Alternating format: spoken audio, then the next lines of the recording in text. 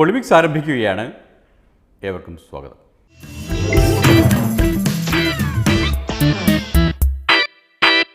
കാര്യങ്ങൾ എന്തൊക്കെയാണെങ്കിലും സംസ്ഥാന സർക്കാർ തികഞ്ഞ ആവേശത്തിലാണ്. കേന്ദ്ര സർക്കാർ സ്വയം കൃതാനർത്ഥം കൊണ്ട് നിറം മങ്ങിയതല്ല കാരണം. പിണറായി ഗവൺമെൻറ്റിലേക്ക് പുതുരക്തം പമ്പ് ചെയ്തതാണ് ഈ ആവേശത്തിൻ്റെ കാരണം. ഇപ്പം ഞാൻ മന്ത്രിയാകുന്നതിൽ ആവേശഭരിതരായ ജനവിഭാഗമുണ്ട്. കേട്ടോ,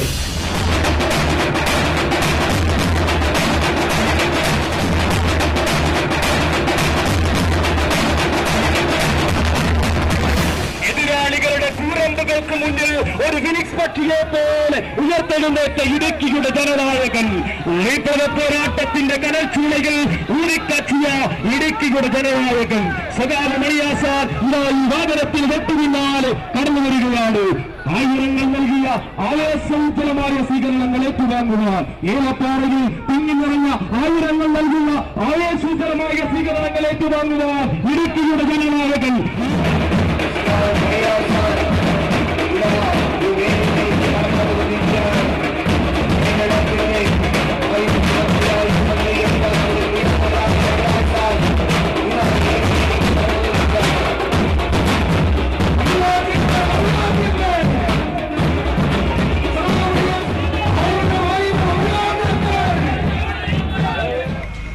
ഞാൻ കേരള മന്ത്രിസഭയിൽ വൈദ്യുതി വകുപ്പ് മന്ത്രിയായി എന്നെ നിയോഗിച്ച് നിങ്ങൾക്കറിയാം, 5 മാസം പിന്നിട്ടതേ ഉള്ളൂ സഹോ പിണറായി വിജയന്റെ നേതൃത്വത്തിലുള്ള ഗവൺമെന്റ്. ആ ഗവൺമെന്റിൽ ജനങ്ങൾ വലിയ പ്രതീക്ഷയിലാണ്. 5 മാസം കൊണ്ട് തന്നെ ഒട്ടുവളരെ കാര്യങ്ങൾക്ക് കേരളത്തിലെ ജനങ്ങളുടെ ആകെ പ്രതീക്ഷ ഉണർത്താൻ പറ്റുന്ന ക്ഷേമ പ്രവർത്തനം വലിയ തോതിൽ ചെയ്തു എന്ന് നമുക്ക് കാണാവുന്നതാണ്. വലിയ പ്രതീക്ഷയോടുകൂടിയ ഈ ഗവൺമെന്റിനെ കാണുന്നു. ആ പ്രതീക്ഷ ഫലവത്താക്കാൻ കഴിയുമെന്നാണ് പൊളിമിക്സിൻ്റെ പ്രതീക്ഷ. എന്തുകൊണ്ടെന്നാൽ അതിൻ്റെ ലക്ഷണങ്ങൾ മന്ത്രിമാർ കാണിച്ചു തുടങ്ങിയിരിക്കുന്നു.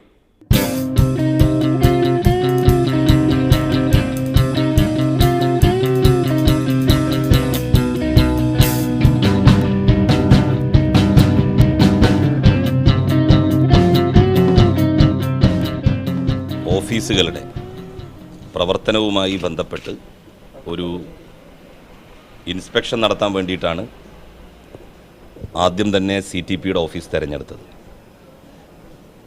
CTPയുടെ ഓഫീസിൽ ഞങ്ങൾ എത്തുമ്പോൾ ഏതാണ്ട് ഒരു 10:45 കഴിഞ്ഞിരിക്കും. 120ഓളം ജീവനക്കാരാണ് ഈ ഓഫീസിലുള്ളത്. 10-20 ജീവനക്കാരുടെ വേക്കൻസി ഉണ്ട്.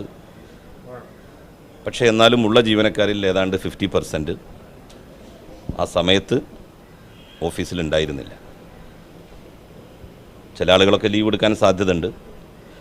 പക്ഷേ 50% ആളുകൾ ഒരുമിച്ച് ലീവ് എടുക്കുക എന്ന് പറയുന്നത് അത് ഇമ്പോസിബിളാണ്. CTPയുടെ ഓഫീസ് എന്നാൽ മുഖ്യ ടൗൺ പ്ലാനറുടെ ഓഫീസ്. നമ്മുടെ മന്ത്രി അവിടെ ഒരു മിന്നൽ സന്ദർശനം നടത്തിയതാണ്. ഹാജരുള്ള ജീവനക്കാരിൽ മഹാഭൂരിഭാഗവും നമ്മളുടെ സഹോദരിമാരായിട്ടുള്ള ജീവനക്കാരികളാണ്. ലേഡീസ് എംപ്ലോയീസാണ് ഹാജരായ ജീവനക്കാരിൽ ഭൂരിഭാഗവും. എന്നാൽ മന്ത്രിക്ക് പറയാനുള്ളത് കൃത്യമായി ജോലിക്ക് ഹാജരാകുന്ന സഹോദരിമാരോടല്ല കേട്ടോ, കൃത്യമായി ഹാജരാവാതെ കൃത്യമായി വരുമാനം ഉണ്ടാക്കുന്നവരോടാണ്. ഇതൊരു മെസ്സേജാണ് എല്ലാ ഉദ്യോഗസ്ഥന്മാർക്കും. നല്ല ശമ്പളം സർക്കാർ നൽകുന്നുണ്ട് ഗവൺമെൻറ് ഉദ്യോഗസ്ഥന്മാർക്ക്. കൈക്കൂലി വാങ്ങേണ്ട യാതൊരു കാര്യവുമില്ല. കിട്ടുന്ന ശമ്പളം തന്നെ മാന്യമായി ജീവിക്കാൻ പര്യാപ്തമാണ്.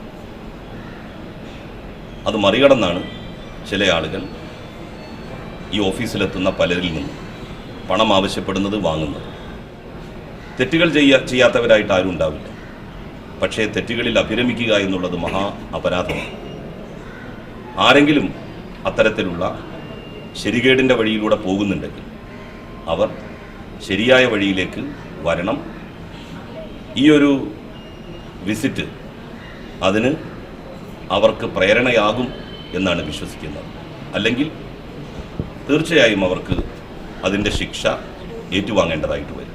ഇത് ഈ ഒരൊറ്റ ഓഫീസിൽ മാത്രമായി ഒതുങ്ങില്ല എന്നൊരു മെസ്സേജ് കൂടിയുണ്ട്. തിരുവനന്തപുരം അതുപോലെ തന്നെ നമ്മളുടെ സംസ്ഥാനത്തിൻ്റെ മറ്റു ഭാഗങ്ങൾ അവിടങ്ങളിലൊക്കെ ആളുകളെ ബുദ്ധിമുട്ടിക്കുന്ന, കൈക്കൂലി ചോദിക്കുന്ന, വാങ്ങുന്ന ഉദ്യോഗസ്ഥരെ ഒരു നിലക്കും സംരക്ഷിക്കില്ല. കോൺക്രീറ്റ് ആയിട്ടുള്ള തെളിവുകളോടുകൂടി അത്തരം കാര്യങ്ങൾ സർക്കാരിൻ്റെ ശ്രദ്ധയിൽപ്പെടുത്തിയാൽ ശക്തമായ നടപടിയായിരിക്കും ഉണ്ടാവുക. ഇങ്ങനെയൊരു നടപടിക്ക് ഇപ്പോൾ ഈ മന്ത്രിമാർക്ക് ധൈര്യം വന്നത് മണിയാശാൻ മന്ത്രിസഭയിൽ എത്തിയതുകൊണ്ടാണ് എന്ന കാര്യം പൊളിമിക്സിന് ഉറപ്പാണ്. അഴിമതി, ഉദ്യോഗസ്ഥന്മാരുടെ അഴിമതി, മണിയാശാന് കൊക്കിൽ ജീവനുണ്ടെങ്കിൽ അത് സമ്മതിച്ചു തരില്ല.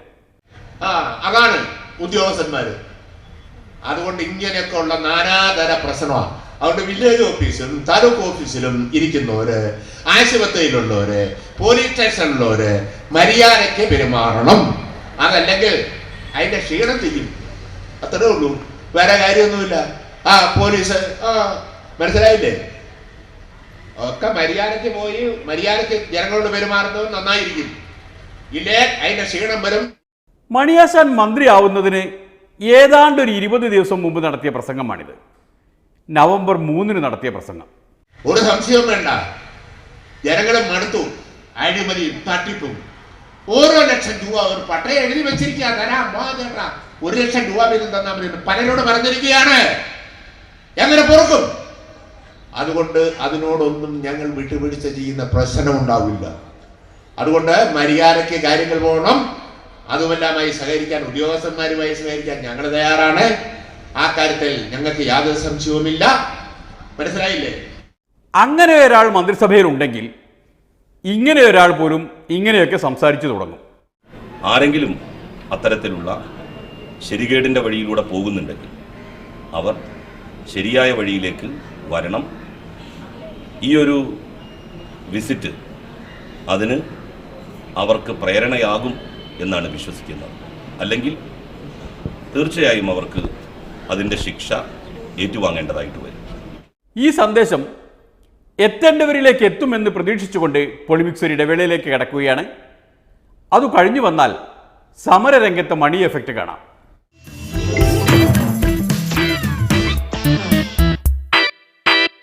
പണ്ട് തൊട്ടേ ഭരണവും സമരവും എന്നതാണല്ലോ ഇടതുപക്ഷത്തിൻ്റെ പരിപാടി. ഏതായാലും മണിയാശാൻ മന്ത്രിസഭയിലെത്തിയ സമയം അതിനു പറ്റിയ സമയമാണ്. മന്ത്രിമാർക്ക് ഇപ്പോൾ ഭരണത്തിൽ മാത്രം ശ്രദ്ധിച്ചാൽ പോരാ, സമരത്തിലും ശ്രദ്ധിക്കണം.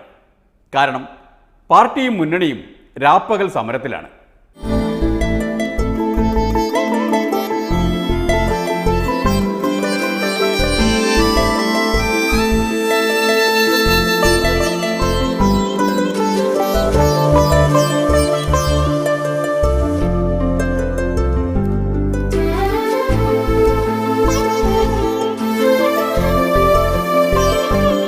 പാളയത്തെ ഒരമ്മ പൊട്ടിക്കരഞ്ഞുകൊണ്ട് ചാനലുകാരോട് പറയുന്നത് നമ്മൾ കേട്ടത്, എന്ത് ചെയ്യും, ഞാൻ മീൻ ഉയർത്തിപ്പിടിച്ചു. അപ്പോൾ അവർ വാങ്ങിയിരിക്കുന്ന സാധനം അത് വിൽക്കാൻ കഴിയുന്നില്ല, വാങ്ങിയവർക്ക് പോലും കൊടുക്കാൻ കഴിയുന്നില്ല. അങ്ങനെ ഒരു സാഹചര്യം വന്നിരിക്കുകയാണ്. ഇത്തരം സമരങ്ങളും അതിലേക്ക് നയിച്ച കാരണങ്ങളും മനുഷ്യർക്ക് മനസ്സിലാവുന്ന തരത്തിൽ വിശദീകരിച്ചു കൊടുക്കണമെങ്കിൽ മണിയാശാൻ തന്നെ വേണം. തെരഞ്ഞെടുപ്പിൽ അദ്ദേഹം പറഞ്ഞു, എല്ലാവരും അക്കൗണ്ട് തുടങ്ങിച്ചു ബാങ്കിൽ. അക്കൗണ്ട് തുടങ്ങി കഴിഞ്ഞാൽ എല്ലാവർക്കും പൈസ അവിടെ വിദേശത്ത് സ്വിസ് ബാങ്കിൽ അക്കൗണ്ട് ഇട്ടിരിക്കുന്ന കള്ളപ്പണം ഏറ്റെടുത്ത് വിതരണം ചെയ്യും. എല്ലാവരുടെയും അക്കൗണ്ടിൽ 15 ലക്ഷം വീതം ഇടും എന്ന് പറഞ്ഞ് ആളെ പറ്റിച്ച് അധികാരത്തിൽ വന്നതാണ്. ആര്? മോദി, നരേന്ദ്രമോദി. അങ്ങനെയാണ് മോദി അധികാരത്തിൽ വന്നത്. എന്നിട്ട് ഇപ്പോഴോ ആകെയുള്ള നോട്ടിന്റെ ഒരു 14% വെച്ച് കളിക്കാനാണ് പുള്ളി നോക്കുന്നത്. 100, 50, 10, 20 നോട്ട്, പിന്നെ ചില്ലറയുണ്ട്. 14% തന്നെ കട്ടിയ, ബാക്കി 86% നോട്ടും ഇല്ലാതാക്കിയിട്ട് അത് വെച്ച് ജീവിച്ചോളാൻ പറയുന്ന ഇതുപോലൊരു ഭരണാധികാരി. എന്നിട്ട് അതിനെ താങ്ങുന്ന കുറെ ആളുകൾ വായു നോക്കിയത്. അതാണ് അതിനെ പിന്നാങ്ങ അത് മഹാകാര്യമാണെന്നും പറഞ്ഞ് എഴുതുന്നവരും. ഇതെല്ലാമാണ് ഇന്നത്തെ അവസ്ഥ. എന്നാൽ ഇതും വാരിക്കറിക്കൊണ്ട് നടക്കുകയാണ് ഇവിടെ.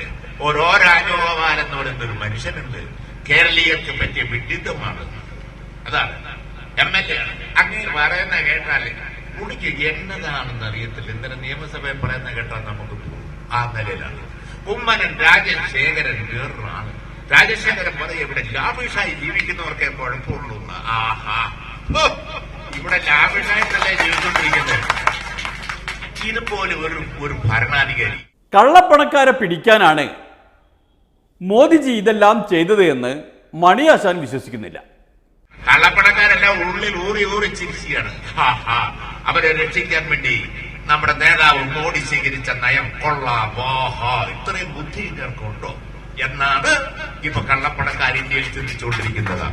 ആരൊക്കെയാണ് ചിരിക്കുന്നത്, ആരൊക്കെയാണ് ചിരിക്കുന്ന കള്ളപ്പണക്കാർ എന്നെല്ലാം അറിയണമെങ്കിൽ ആരൊക്കെയാണ് മോദിയുടെ നടപടികൾ ന്യായീകരിക്കുന്നത് എന്ന് നോക്കിയാൽ മതി. ആരല്ല ന്യായീകരിക്കുന്നത്? മോഹൻലാൽ ന്യായീകരിച്ചിരിക്കുകയാണ്. എനിക്ക് ആരാധനയുള്ളൊരു മനുഷ്യനാണ് അദ്ദേഹം. പക്ഷേ അങ്ങനെ ഈ വട്ട് കേസിൽ കൂട്ടുന്നുണ്ടല്ലോ എന്ന് ഓർത്തിട്ട് എനിക്ക് വലിയ സങ്കടം വന്നു. ഞാൻ പുള്ളിയുടെ സിനിമയെല്ലാം കണ്ടു, പുലിപുരുകനും എല്ലാം കണ്ടു. പക്ഷെ അങ്ങനെ പുള്ളിയുടെ ഈ പണി നമുക്ക് തീരെ സാധിക്കുന്നത്. അതൊക്കെ കാണാം, അത് കലയില്ലേ, അത് വേറെ കാര്യം. പുള്ളി പറയാന് പുള്ളിക്ക് കള്ളപ്പണം ഉണ്ടെന്ന് ഇഷ്ടം പോലെ. അത് തന്നെ വേറെ എന്നാ? രാജ്യത്തെ മുഴുവൻ തിയേറ്ററിൽ വെച്ച് ചങ്ങ സുഖ സൗകര്യം പോവും. എന്ത് മണ്ണാങ്കട്ടക്കാണേലും പോയി നിന്ന് തൊടുപുഴ വരെ പടന്നു വെച്ചിരിക്കുക. മോഹൻലാൽ മോദിയെ ന്യായീകരിച്ചത് ലാലിന്റെ കയ്യിൽ കള്ളപ്പണമുള്ളത് കൊണ്ടാണ് എന്ന് പൊളിമിക്സ് കരുതുന്നില്ല. ലാൽ മാത്രമല്ല, അമിതാഭ് ബച്ചനും മരുമകളുമടക്കം ബോളിവുഡിലെ താരങ്ങളെല്ലാം നിരന്നു നിന്ന് മോദിയെ പ്രകീർത്തിക്കുകയാണ്. അത് ആ പാവങ്ങളുടെ കയ്യിൽ കള്ളപ്പണമുള്ളത് കൊണ്ടാണ് എന്ന് പൊളിമിക്സ് കരുതുന്നില്ല. മോദിയും അവരെ പോലെ ഒരു പെർഫോമിംഗ് ആർട്ടിസ്റ്റ് ആണല്ലോ, അതുകൊണ്ടായിരിക്കാം. പക്ഷെ നാട്ടുകാർ അങ്ങനെയല്ലല്ലോ. പെണ്ണിന്റെ കല്യാണം ഉറപ്പിച്ച് വെച്ചിരിക്കുകയാണ്. എന്നറിയോ? കല്യാണക്കുറി അടിച്ച് പിന്നെ ADM കൊടുത്തിട്ട് അവന്റെ ചീട്ട് മേടിക്കണമെന്ന്. പെണ്ണിന് ബാങ്കിൽ കൊണ്ട് പൈസ, സ്ഥലം വിറ്റ പൈസ കൊണ്ട് ബാങ്കിലിട്ടിരിക്കുക. ഇട്ടുപോയി. എന്ത് ചെയ്യാം? പെണ്ണിന്റെ കല്യാണം ഇന്നപ്പോഴാ ഇയാൾ ഈ വട്ടുപണിയും കാണിച്ചു. ആര്? പ്രധാനമന്ത്രി 8-ാം തീയതി. എന്ത് ചെയ്യും? കല്യാണക്കുറി അടിച്ച് ADM കൊടുത്ത് അവിടുന്ന് സാങ്ഷൻ മേടിച്ചു കൊടുത്താലേ പെങ്കൊച്ചങ്ങളുടെ കല്യാണം നടത്താൻ പറ്റൂ. 16 അടിയന്തരം നടത്തുന്നതിലും പറ്റൂ. എന്തിനും ഈ നിലയിലാണ്. എന്നിട്ട് അതിനെ ന്യായീകരിക്കുക. അതാ പ്രധാനമന്ത്രിയുടെ നടപടി വിഡ്ഢിത്തരമാണെങ്കിലും അതിബുദ്ധിയാണെങ്കിലും ശരി, ഫലം ഒന്നാണ്. കൂലിപ്പണിക്കാരും സർക്കാർ ജീവനക്കാരും കുടുങ്ങാൻ പോകുന്നു. എത്ര ഭാവനാവിലാസമുണ്ടെങ്കിലും ജീവനക്കാരുടെ ശമ്പളവും പെൻഷനും അത് കള്ളപ്പണമായിട്ട് എന്തെങ്കിലും ബന്ധമുണ്ടെന്ന് പറയാൻ പറ്റില്ലല്ലോ. അതുകൊണ്ട് അവരുടെ അക്കൗണ്ടിലെ മുഴുവൻ തുകയും പിൻവലിക്കാൻ അവകാശം കൊടുക്കണമെന്ന് ഞാൻ പറയുന്നില്ല. മാസ ശമ്പളത്തിന് തുല്യമായിട്ടുള്ള തുക പിൻവലിക്കാനുള്ള അവകാശം നൽകണം. ഇതാണ് കേന്ദ്ര ധനമന്ത്രിയോട് ആവശ്യപ്പെടുന്നത്. ഇപ്പോൾ കാരണം നമുക്കറിയാം, സാമാന്യ ബുദ്ധി വെച്ച് ഇവർ പറഞ്ഞില്ലെങ്കിലും കൊടുക്കാൻ നോട്ടില്ല. ഇതേയുള്ളൂ. മോദിജിയുടെ ഈ മഹത് ഭരണം കൊണ്ട് ലക്ഷങ്ങൾക്കാണ് കൂലിയും ജോലിയും ഇല്ലാതായത്. 4 lakh people have lost their jobs. 4 lakhs after this demonetization. In the last 1 week or so. And they say that 32 million, 31.9 to be precise, 31.9 million people are employed in textiles and garment sector, and they are paid daily or weekly wages. They are not getting their wages, so they are out of jobs. 32 million.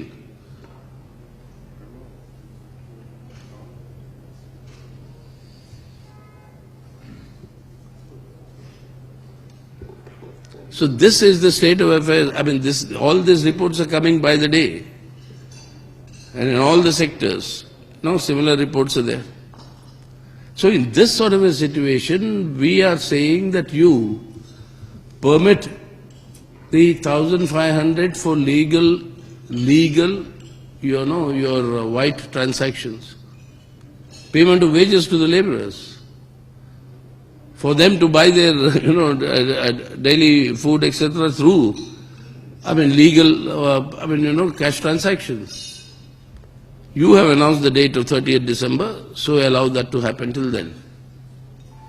Or till you make alternate arrangements. December 30 വരെ പഴയ നോട്ടുകൾ കൂലിയായി വാങ്ങാനും അതുകൊണ്ട് അരി വാങ്ങാനും അനുവദിക്കണമെന്നാണ് ഈ പറഞ്ഞതിൻ്റെ മലയാളം. ഭരിക്കുന്നവർക്ക് മനസ്സിലാകുമോ എന്തോ. ഏതായാലും പൊളിമിക്സ് ഒരു ഇടവേളയിലേക്ക് കിടക്കുകയാണ്. അത് കഴിഞ്ഞാൽ ചിലതൊക്കെ കേട്ട് മനസ്സിലാക്കാനുണ്ട്.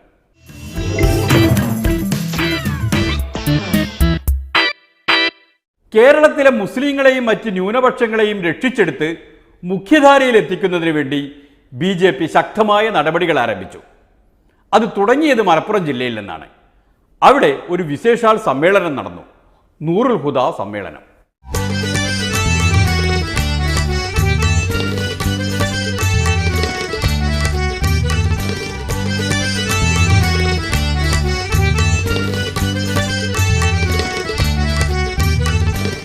The title of the program, Nurul Huda, should be understood well.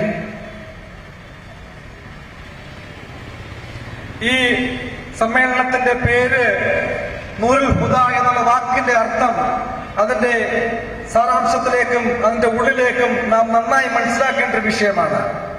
ന്യൂനപക്ഷ മോർച്ചയുടെ ദേശീയ അധ്യക്ഷൻ അബ്ദുൾ റഷീദ് അൻസാരിയുടെ വയലാണ് നമ്മൾ കേട്ടുകൊണ്ടിരിക്കുന്നത്.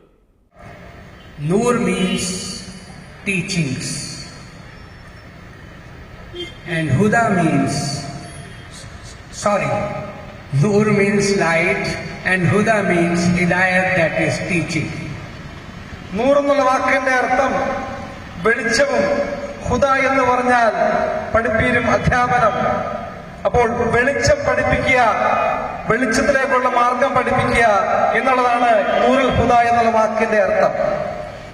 എന്തൊക്കെയാണാവോ അൻസാരി സാഹിബിന്റെ പഠിപ്പീര്?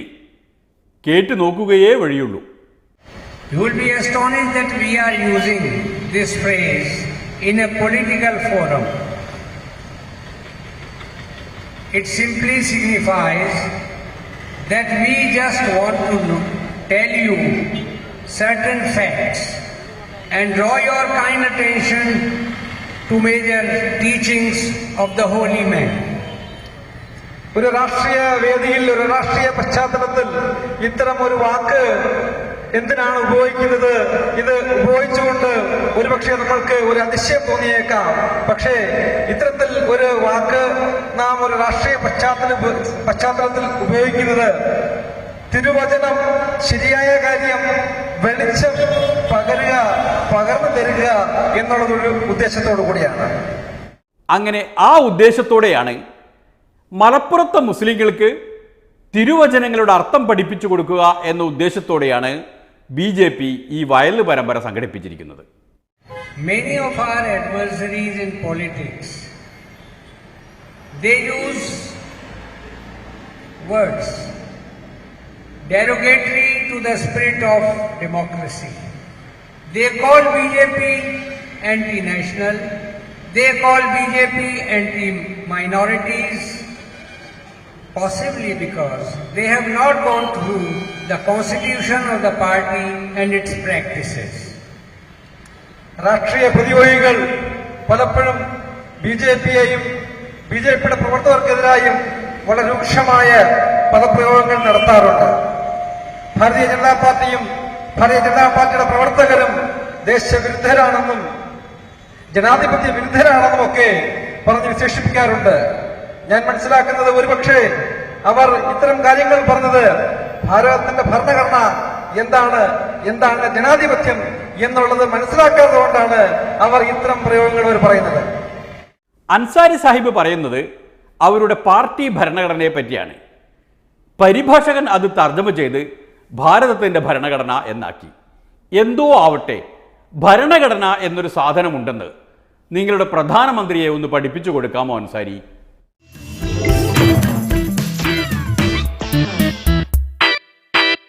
കാർഷിക വിപ്ലവത്തിൻ്റെ ദുരന്ത ഫലങ്ങൾ കാണാം ഇനി.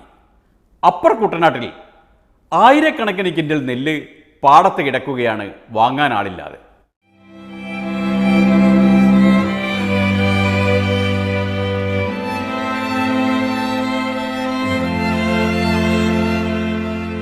ഇതിനകത്തിപ്പം കർഷകർ കിടന്ന് വലയുന്നതെന്ന് വെച്ചാൽ ഒന്നാമത്തെ കാര്യം, നമ്മൾ ഇത്രയും പൈസ മുടക്കി ഈ അവസ്ഥ വരെ വന്ന് നമ്മൾ നെല്ല് കൊയ്ത് കരയ്ക്ക് കയറ്റി കഴിഞ്ഞപ്പോഴാണ് ഈ പൈസയുടെ ചേഞ്ചിങ് വരുന്നത്.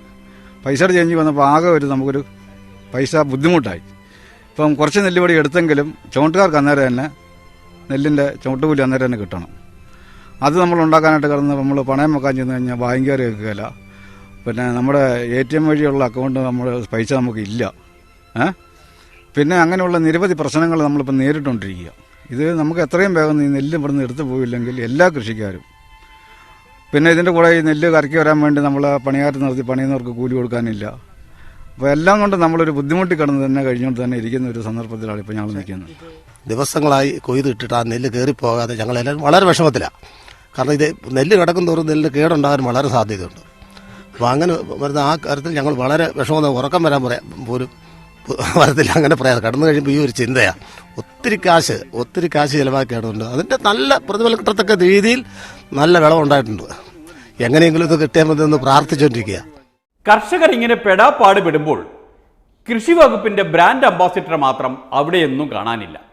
അതിന് സാധ്യതയുമില്ല.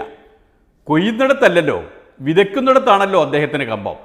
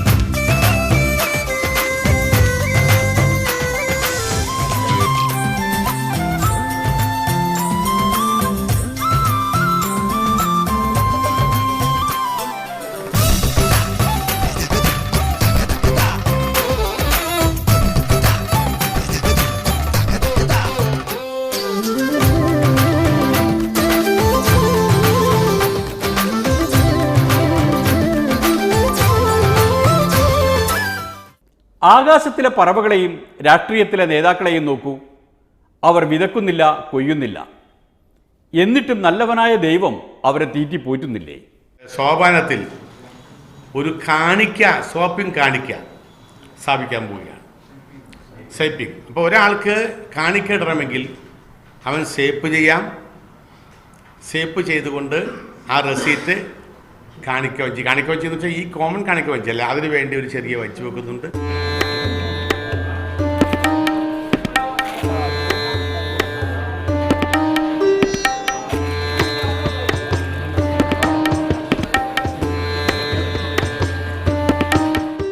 ഇന്നത്തെ സുവിശേഷം ഇതോടെ അവസാനിക്കുകയാണ്. ഇനി കാണും വരെയും നന്ദി. നമസ്കാരം.